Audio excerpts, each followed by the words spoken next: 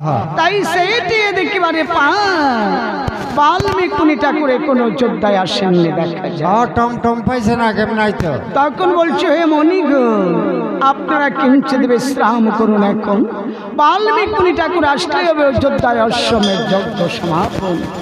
বাল্মীকি ঠাকুর গোদাবরী থেকে ধ্যান ভঙ্গ করে ওই সীতা দেবীর সাক্ষাৎ দিয়ে বলতেছে তখন মাগো সীতা, মাগো সীতা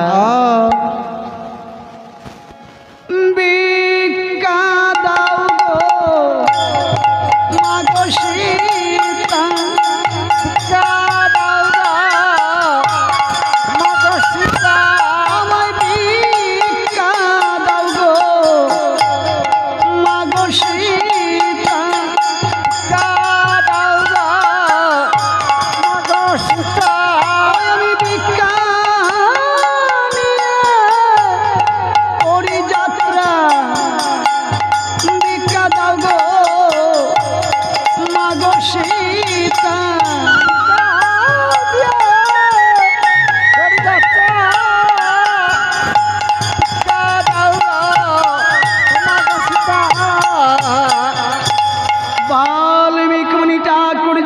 সীতা দেবীর নিকট ভিক্ষা চেয়েছেন। সীতা দেবী আমার ভাবছে মনে মনে এই যে ভিক্ষা দিয়ে হরে নিয়েছিল লঙ্কারী রাবণ, আজ বাল্মীকি এসে ভিক্ষা চাইছে, কি ভিক্ষা দেব আমি এখন? সীতা দেবীর চিন্তিত দেখে বাল্মীকি ঠাকুর বলছে মাগো সীতা, মাগো সীতা আমি তোমার কাছে কোনো ধন রত্ন ভিক্ষা চাইতে আসিনি মা, আমি এসেছি তোমার ওই এরা বুঝি লাভ করবার লোকজন দেখছি বিধবা ভাতা ভাই। বিধবা ভাতা হইতো না গোসাই, হয়তো বৃদ্ধ ভাতা হইতে পারে। রাম রাম। ওই বালক দুজনকে আজ আমায় ভিক্ষা রূপে দান করো মা। সীতা দেবীর কথা শুনি, বাল্মীকি ঠাকুরের কথা শুনে সীতা দেবী যখন লব কুশকে দেখবে, লব বলছে বাইরে কুশ দেখলি আমাদের পিতা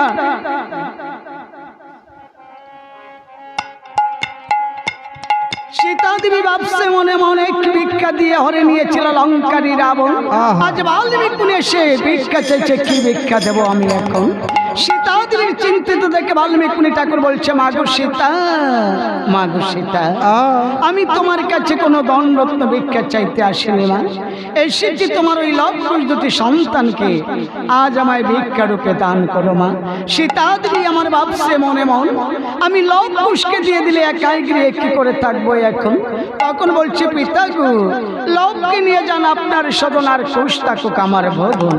এই কথা যখন বলছে লব বলছে মা গো মা, সেই নিয়মটা তো হয়েছে আপনার বংশেরই দ্বারা, জ্যেষ্ঠকে পাঠায় বলে কনিষ্ঠকে করে দেশের রাজা, তাই কি করতে চাও মা? সীতা দেবী সন্তানের মুখে শুনিল যখন কঠোর বচন, নয়ন দ্বারা জল ছেড়ে দিয়ে লবকুশ দুটি সন্তানকে বাল্মীকির হস্তে তুলে দিয়েছে। তখন কি বার ভিক্ষা যে দিলাম গমনি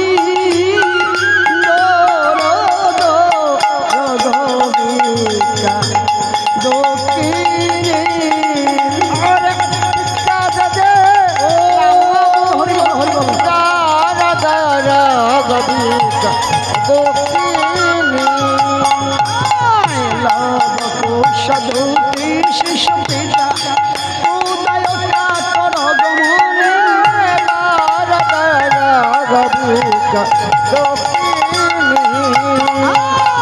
লবকুশ সুদা হলে পিতা প্রিয় ভুল ফল গমনে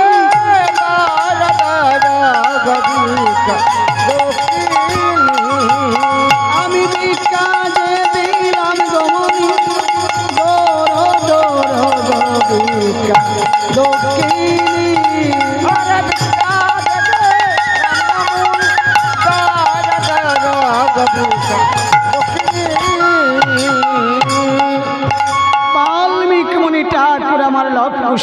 ধীরে ধীরে করেছে পদার্পণ। অতি সত্তরে সরোবর পাড়ি দিয়ে অযোধ্যায় দিচ্ছে দর্শন। আহা রামচন্দ্র গোসাই আমার বাল্মীকি ঠাকুরকে দেখে পাত্র অগ্র দিয়ে বসতে বলেছে। তখন বাল্মীকি ঠাকুর বসে বলতেছে, তখন শোনাইয়ে বর্ষ রাম কমল লোচন, তোমার অযোধ্যায় খুব সুন্দরভাবে হয়েছে অশ্বমেধ যজ্ঞের আয়োজন। তাতে যদি অত কিঞ্চিত রামায়ণ কীর্তন পূর্ণ তো সবার মনে রাখিঞ্চ। আহা আমার সঙ্গে যে বালক দুজন করেছে আনয়ন, তারা খুব সুন্দরভাবে করতে পারে রামায়ণ কীর্তন, তবে অনুমতি দাও যদি এখন। দিলাম।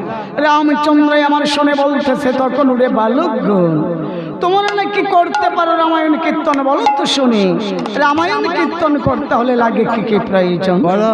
লব বলছে, মহারাজ রামায়ণ কীর্তন করতে হলে প্রথমেই করতে হয় পাড়া প্রতিবেশীগণকে নিমন্ত্রণ, গতকালকে করে রয়েছি। তারপর দিতে হয় একটি আসন, তারপরে জলপূর্ণ গটগটের উপর আমপল্লব, তার উপরে পলগট আচ্ছাদন ভগ্নবদ্ধ সাজিয়ে করতে হয় রামায়ণ কীর্তন। আর শ্রবণ করার নিয়ম হয়েছে, সেটা কি নিয়ম?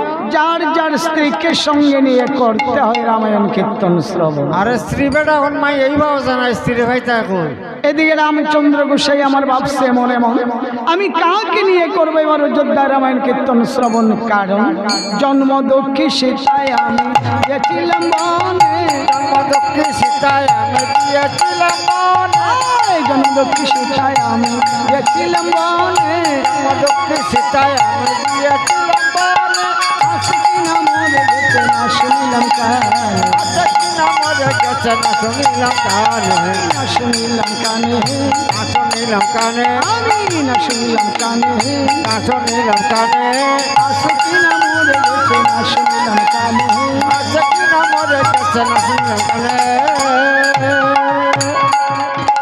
অগ্র পরিচ্ছদ বিবেচনা করে রামচন্দ্র গোসাই আমার ওই লক্ষণ ঠাকুরকে রেখে বলতেছে, তখন ওরে ভাই লক্ষণ, আসন ভগ্নবদ্ধ সাজিয়ে গৃহে রয়েছে স্বর্ণ লক্ষ্মী সীতা, আমার বামে এনে দাও না এখন। আহা লক্ষণ ঠাকুর আসন ভগ্নবদ্ধ সাজিয়ে স্বর্ণ লক্ষ্মী সীতা যখন রামের বামে দিয়েছে, লব বলছে, বাইরে কোষ দেখলি আমাদের পিতার কাণ্ডটা কেমন।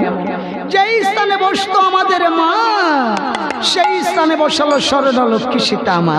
আহা তখন বলছে, মহারাজ আপনি সীতার ভাবে আপনার বামে সীতা বসানো হয়েছে, কিন্তু আপনার পেছনে যে তিনজন ভদ্রমহিলা সাদা বস্ত্র পরে দাঁড়িয়ে রয়েছে, তাদের পাশে স্বামী দান করুন নাই কেন এখন? তারানো বেটা অথবা অথবা না গোসাই, আমার পিতা দশরথ করেছেন পরলোক গমন, তাই মাতৃগণে রয়েছে বেদবা লক্ষণ, পাশে আমার পিতা দান করি নাই এখন। লব বলছে, বাইরে কুশ সীতার অভাবে সীতা তৈরি করতে পারে, আর পিতার অভাবে পিতা তৈরি করতে পারে না। এবার ঠিক মতো একটি লজ্জা দিয়ে দেবো এখন। এই বলে লব কুশ বিনা নিয়ে করেছে কেমন, ওরে দোপের মধ্যে সুপ দিয়া বিনা লজ্জা কুশের বিনায় বলছে সীতা, কুশের বিনায় বলছে সীতা, লবের বিনায় রাম হে, কুশের বিনায় বলে জানো কি, ওরে কুশের বিনায় বলে জানো কি। আরে জয় রাম জয় রাম জয় রাম।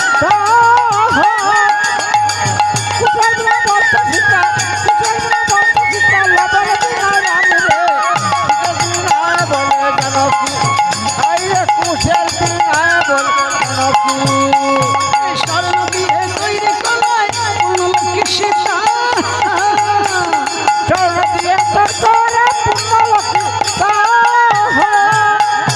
লোহ দিয়ে তৈরি করো, লোহ দিয়ে তৈরি করো দশরথ পিতা হে, কুশের বিনায় বলে জানো কি।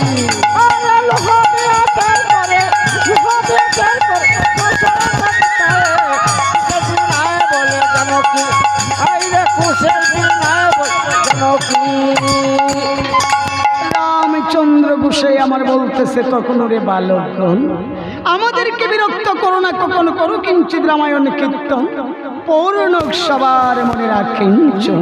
আহা লব বলছে, মহারাজ রামায়ণ কীর্তন শ্রবণ করতে হলে আরেকটি নিয়ম রয়েছে, সেটা কি নিয়ম? যার যার সন্তানকে কুলে নিয়ে বসে করতে হয় রামায়ণ কীর্তন শ্রবণ। এর কুলো সন্তান নাই, সব কমাইছে। রামচন্দ্র গোসাই আমার ভাবছে মনে মনে, পঞ্চম মাসের গর্ভ সীতা দিয়েছিলেন বনে, ছেলে হলো না মেয়ে হলো না শুনিলাম কান। আমি কাকে নিয়ে করবো এবার অযোধ্যায় রামায়ণ কীর্তন শ্রবণ?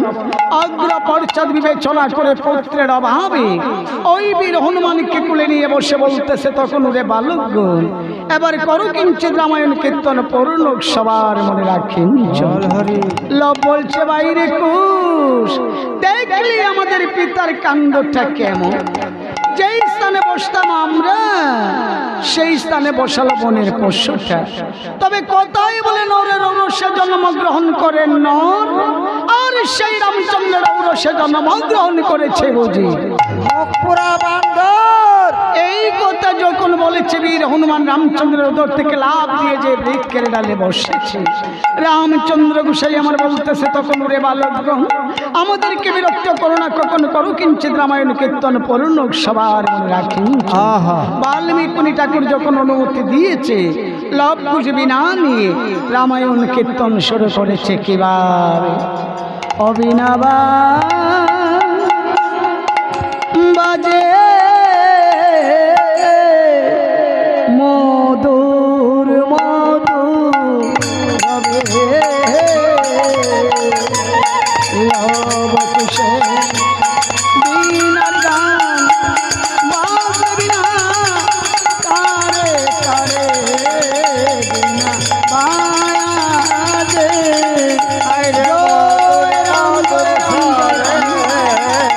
অবকুশে বিনার গানে বাজবে না তারে তারে বাজবে।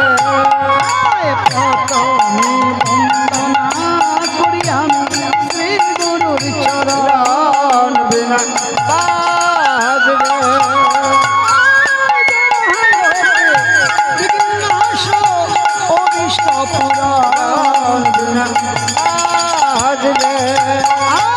অরুণ দেবয় সীতার হরণ বিনা বাজবে।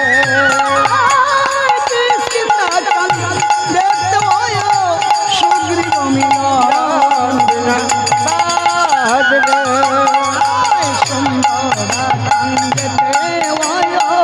সাগর বন্দন বিনা বাজবে। রাম রাবণের ওই মহাবন বিনা বাজবে।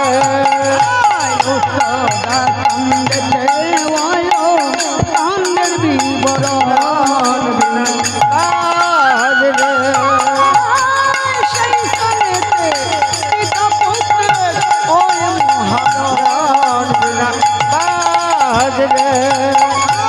এই পর্যন্ত শিশু দুইজন গাইল রামায়ণ বিনা বাজবে। এবার বদন যুগের দেব রতনারি গান বিনা বাজে। রাম রাম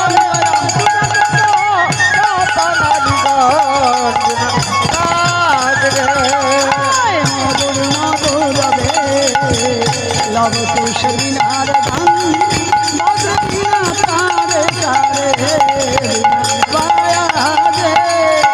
মধুর মধুর সারে লব কুশে